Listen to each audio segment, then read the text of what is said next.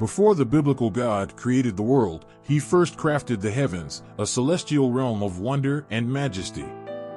Within the heavens, he brought forth the cherubs, the angels, and the archangels. Among the celestial hierarchy, the archangels stood as the highest ranked, serving as the chief messengers of God himself. Among these celestial luminaries was the being known as Lucifer, the highest archangel of old.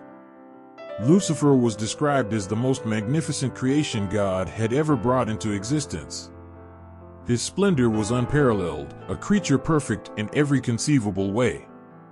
In the book of Ezekiel 28 verse 15, Lucifer is described as "Thou wast perfect in thy ways from the day that thou wast created, till iniquity was found in thee." Today we will speak about Lucifer and explore a bit about this biblical figure. However, Lucifer's perfection led to arrogance and pride. His exceptional qualities compared to his fellow angels caused him to become conceited, and he soon began to believe that he should sit in God's place. The idea of becoming God himself took root in his heart.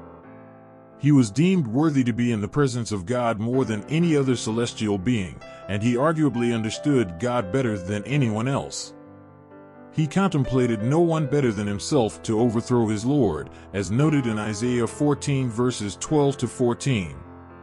In this passage, the prophet Isaiah quotes what some suggest is Lucifer's boast: "I will ascend to the heavens, I will raise my throne above the stars of God."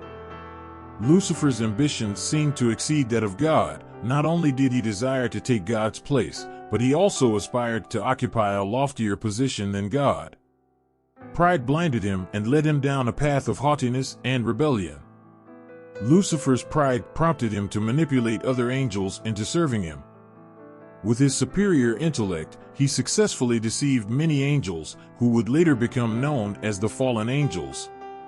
While some remained loyal to God, a significant number recognized Lucifer as the superior being.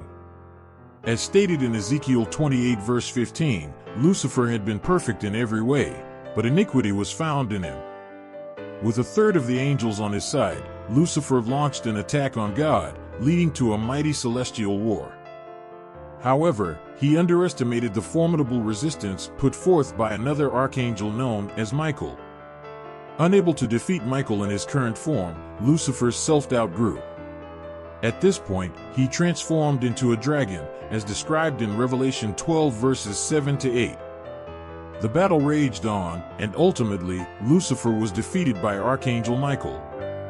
This defeat underscored the immense power of the biblical God, as Lucifer was vanquished without God's direct intervention.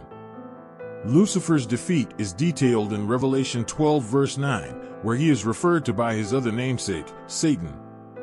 His fall was not just a loss of pride, he lost everything.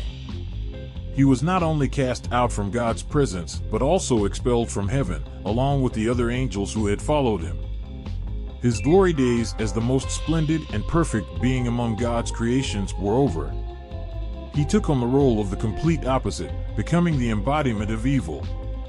Lucifer's ultimate fate is described in Revelation 20 verse 10. He was cast into the lake of fire and brimstone, where he, along with the beast and the false prophet, would be tormented day and night for eternity. Despite his sentence, Lucifer harbored a burning desire for revenge against God. With no place left in heaven, he sought to scorn God by manipulating God's newest creation, mankind. When God created Adam and Eve and placed them in the Garden of Eden, Lucifer saw an opportunity to undermine God's authority. Disguised as a serpent, he entered the garden and tempted Eve. However, it's worth noting that the Bible never explicitly states that the serpent was Lucifer. In Genesis 3 verse 1, the serpent is described simply as a crafty animal, without a direct reference to Lucifer. The identification of the serpent with Lucifer primarily comes from later interpretations and traditions. Some argue that Lucifer manipulated the serpent to speak on his behalf, but this interpretation lacks direct biblical support. Additionally, the name Lucifer is Latin and wasn't present in the original Hebrew manuscripts, raising questions about its inclusion in the story. For instance, the Latin term Lucifer means light bringer or morning star, which is not a concept found in the original Hebrew text. This raises the question of how a Latin term made its way into a Hebrew manuscript. The passage in Isaiah 14 verse 12 is the only place in Scripture where Lucifer is explicitly mentioned.